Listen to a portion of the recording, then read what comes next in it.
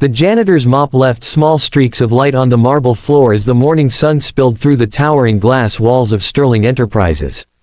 To everyone else, the place was a symbol of success, the empire of billionaire CEO Veronica Sterling. But to Daniel Brooks, it was just another reminder of how far his dreams had fallen. Still, he smiled every morning, greeting the receptionists, even when they barely looked at him. He wasn't just cleaning floors, he was holding on to a promise. "Hey, dreamer," a young executive mocked as he passed by. Daniel chuckled softly, pretending not to care. Because once upon a time, he wasn't a janitor. He had studied architecture, had plans, had blueprints that could have reshaped cities. But tragedy had taken everything: his wife, his daughter, his home. And the only place that offered him a job when he hit rock bottom was this one, cleaning the hallways of the same company whose buildings he once dreamed of designing. One night, after everyone had gone home, Daniel was mopping the CEO's office when Veronica Sterling herself walked in, startled. She was in her mid-30s, perfectly dressed, every movement sharp and confident. "Who let you in here?" she asked, her voice cold. I'm the night janitor, ma'am. Just finishing up." Her eyes narrowed. "You clean my office?" "Yes, ma'am. Every night." She looked around, then at him. "Do me a favor, try not to touch my desk. Some of us actually work for a living." The word stung, but Daniel just nodded. "Of course, ma'am. Sorry." He thought that would be the end of it. But over the next few weeks, she kept running into him, late at night, when she stayed behind to work. Once, she noticed him staring out the window at the city skyline. "You like the view?" she asked sarcastically. He smiled softly. "It's beautiful. I helped design one of those buildings over there, the Langford Center. Before I switched careers." She laughed, genuinely laughed. "You designed that? Please. If you had, you wouldn't be mopping floors." That laughter echoed in his mind long after she left. But instead of breaking him, it fueled him. The next night, he brought one of his old sketches, rough blueprints of a sustainable housing project he once dreamed of building. He left it on her desk, unsigned, thinking maybe she'd never see it. But he needed to believe someone still cared about dreams. When Veronica found the sketch the next morning, she frowned, at first thinking one of her architects had left it there. But when she saw the design, something inside her paused. It was bold, heartfelt, a plan to build homes for low-income families that still looked beautiful. There was a note: "Dreams never die, they just wait for the right eyes to see them." The next night, she waited for him. "You drew this?" Daniel froze, unsure how to answer. "Just something I worked on years ago." "You realize this is better than anything my entire design team pitched this quarter?"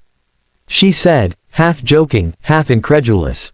"Why are you still cleaning floors?" He smiled faintly. "Because life doesn't always ask permission before it takes things away." Something changed in her eyes that night. For the first time, she didn't see a janitor. She saw a man who refused to give up.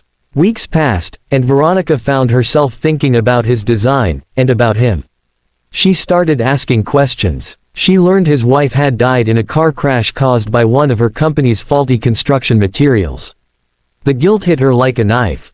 The corporation her father built, and she inherited, had destroyed this man's life.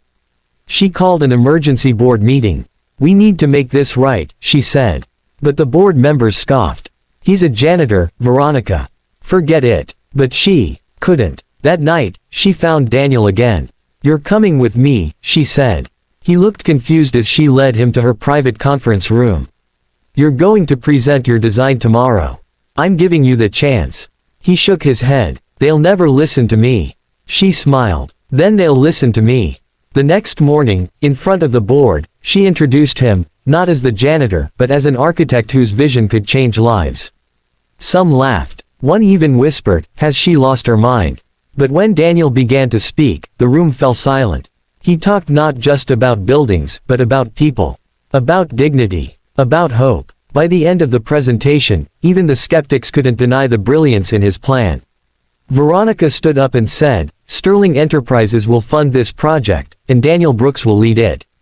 Months later, the groundbreaking ceremony drew media from all over the country. The Dream Rise project was praised as a revolution in affordable housing. Reporters swarmed around the new CEO and the man who once cleaned her floors. One journalist asked, "Veronica, what made you trust a janitor with such a huge project?" She smiled and looked at Daniel. "Because sometimes, the ones who clean up our messes are the ones who can rebuild our world." Daniel tried to hold back tears as he looked at the first completed home, a beautiful structure filled with light, named after his late daughter, Lily. And in that moment, all the pain, all the humiliation, all the laughter he endured melted away. Veronica turned to him. "You rebuilt my company's heart, Daniel. And maybe, you rebuilt mine too." He smiled. "You just had to look past the mop." The camera fades on the image of Daniel standing in front of the Dream Rise homes, a symbol of redemption, forgiveness, and second chances. To everyone watching this, remember, no dream is too small, and no job is too low. Life can change in ways you never expect. If this story touched your heart, take a moment, hit that like button, share it with someone who needs hope today, and don't forget to subscribe for more inspiring stories that remind us, greatness can rise from the humblest places. Because sometimes, even when the world laughs at your dreams, those dreams are just waiting for the right person to believe in them.